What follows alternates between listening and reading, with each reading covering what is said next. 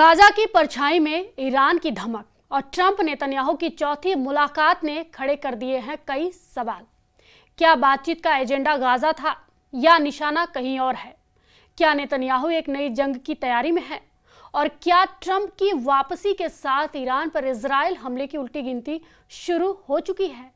Gaza deal की आड़ में क्या ईरान को घेरने की बड़ी चाल चल रहे हैं ट्रंप और नेतन्याहू? न्यूज 18 के डिजिटल प्लेटफॉर्म पर आपका स्वागत है। मैं हूं प्रिया सिंह। 24 घंटे में गाजा को लेकर ऐसा फैसला होगा कि नेतन्याहू के लिए वक्त बदल सकता है। गाजा के हालात बदल सकते हैं या और बदतर हो सकते हैं।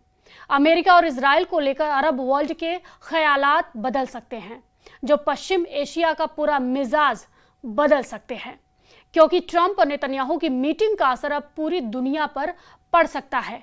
बता दें कि व्हाइट हाउस में डोनाल्ड ट्रंप और बेन्यामिन नेतन्याहू की साल चौथी मीटिंग ने सबके कान खड़े कर दिए हैं। माना तो यह भी जा रहा है कि ट्रंप ने फिलिस्तीन और इजराइल के बीच शांति कायम करने के लिए 21 पॉइंट रखे हैं। साफ है कि गाजा पर हमास से डील के नए सिग्नल मिल रहे हैं।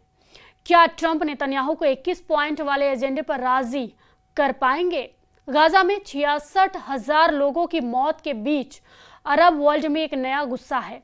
माना जा रहा है कि कतर पर इजराइल की बमबारी और नेतन्याहू को लेकर नई कड़वाहट ने ट्रंप को इजराइल पर दबाव डालने के लिए मजबूर कर दिया। लेकिन दुनिया ने देखा है कि इजराइल कतर में हमास के वार्ताकारों पर हमला कर चुका है। तब इजराइल टारगेट पर हमास के वो लीडर हैं इजराइल के, जो कतर के रास्ते अमेरिका से गाजा में युद्ध विराम को लेकर बातचीत कर रहे थे। कतर की राजधानी दोहा में हुए इस धमाके ने नेतन्याहू के एजेंडे को लेकर बड़े सवाल खड़े किए हैं। लेकिन इस धमाके के बाद पूरा अरब वर्ल्ड एक बार एक प्लेटफॉर्म पर आ गया है, और फिर एक तरफ इजराइल और अमेरिका है तो दूसरी तरफ पूरा अरब वर्ल्ड और ईरान के साथ तुर्की भी नेतन्याहू के खिलाफ खड़ा हो गया है। ये बेशक दो कैंपों की तस्वीर लगे, लेकिन सच ये भी है कि इजराइल के कई देशों के साथ राजनयिक रिश्ते कायम हैं। फिर भी इजराइल के खिलाफ अरब देशों के एकजुट होने से डोनाल्ड ट्रंप की टेंशन बहुत ज्यादा बढ़ गई है। गाजा में इजराइल की बमबारी से होने वाली मौतों से ज्यादा इन तस्वीरों ने पूरी दुनिया को बेचैन कर दिया है। खाने के लिए कतारों में लगे और एक वक्त की भूख मिटाने के लिए बच्चों से लेकर बुजुर्गों को तड़पते हुए देखा जा रहा है। इस वीडियो में गाजा की तस्वीर ने पूरी दुनिया को पिघला दिया है। लेकिन डोनाल्ड ट्रंप और अमेरिका इस तस्वीर को लेकर परेशान कम है। उनको सबसे बड़ी टेंशन यूरोप ने दे दी है। यूरोप के बड़े बड़े देशों का फिलिस्तीन के साथ आना नेतन्याहू का तनाव नए लेवल पर ले गए हैं। यही वजह है कि उनकी और ट्रंप की मुलाकात पर पूरी दुनिया की नज़र है। सवाल है कि क्या डोनाल्ड ट्रंप का 21 पॉइंट वाला एजेंडा फिलिस्तीन और इजराइल के बीच शांति कायम कर पाएगा? क्या गाजा पर इजराइल की बमबारी रुकेगी और हमास के कब्जे से इजरायली बंधक आज़ाद हो पाएंगे? इस वक्त गाजा पर इजराइल के ब्लॉकेड को चैलेंज करने के लिए 50 नावों का काफिला भी गाजा की तरफ बढ़ रहा है। इन 50 नावों में 44 देशों के लोग हैं, और ये गाजा के लोगों के लिए खाने पीने के सामान के अलावा दवा और दूसरी ज़रूरतों की चीज़ें ले जा रहा है। स्पेन, इटली और ग्रीस के अलावा इसमें कई देशों की नाव हैं। जो लोग इसमें सवार हैं उनमें डॉक्टर भी शामिल हैं।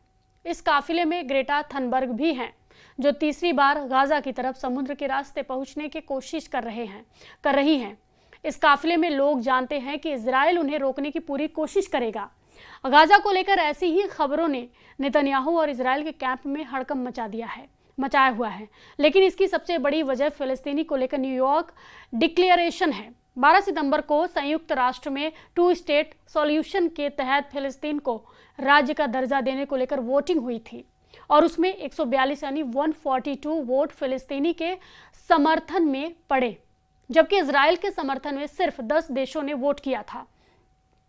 इन 10 देशों में प्रमुख तौर पर अमेरिका, अर्जेंटीना और हंगरी शामिल थे, जबकि फिलिस्तीन को रूस, चीन और भारत समेत यूरोप और बाकी दुनिया से समर्थन मिला है।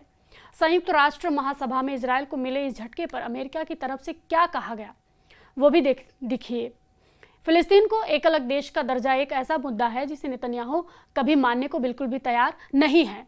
यही वजह है कि संयुक्त राष्ट्र में मिले झटके ने इजराइल को एक बार फिर डोनाल्ड ट्रंप की चौखट पर पहुंचा दिया है। नेतन्याहू एक अलग मूड में है। वो गाजा पर 100% कब्जा करना चाहते हैं। यही वजह है कि इजराइल ने अपना तोपखाना गाजा में और गहराई तक पहुंचा दिया है। इजराइल का दावा है कि सिर्फ 24 घंटे के अंदर उसने गाजा में 140 टारगेट पर बमबारी की है। सिर्फ रविवार के दिन गाजा में 79 लोगों यानी 79 लोगों की मौत हुई है, जबकि इजराइल की बमबारी में करीब 400 यानी 400 लोग घायल हुए हैं। उत्तरी गाजा की तरफ हालात और ख़राब हैं। कोई इमारत ऐसी नहीं बची जो खंडहर में तब्दील ना हो चुकी हो। जब इजराइल का बम गिरता है तो इमारतें ऐसी ढह जाती हैं। इजराइल जब made in America bunker buster bomb गिराता है तो उसके नतीजे में या तो मलबा बचता है या तो उसके नीचे दबी लाशें। गाजा में अब तक 66,000 से ज़्यादा लोगों की मौत हो चुकी है। घायल होने वालों की तादाद 1,70,000 से ज़्यादा है। ये ऐसे आंकड़े हैं जो 2 साल से जारी बमबारी के बाद सिर्फ रोज़ाना अपडेट होने वाला रिकॉर्ड बन चुके हैं। उत्तर से दक्षिण गाजा की तरफ हज़ारों लोग जान बचाने के लिए भाग रहे हैं कि किसी भी तरह इजराइल के उन बमों से जान बचा ली जाए जिनकी सप्लाई अमेरिका की तरफ से की गई है और जिनकी खेप लगातार अमेरिका के बम गोदाम से इजराइल पहुंच रही है। अब इसके बरक्स इजराइल की राजधानी तेल अवीव से आए एक वीडियो देखिए। यहाँ गगनचुंबी इमारतों के सामने नेतन्याहू को परेशान करने वाली तस्वीर देखिए। ये तेल अवीव का समुद्री किनारा है और यहाँ रेत पर नेतन्याहू और ट्रंप की तस्वीरें बनाई गई हैं।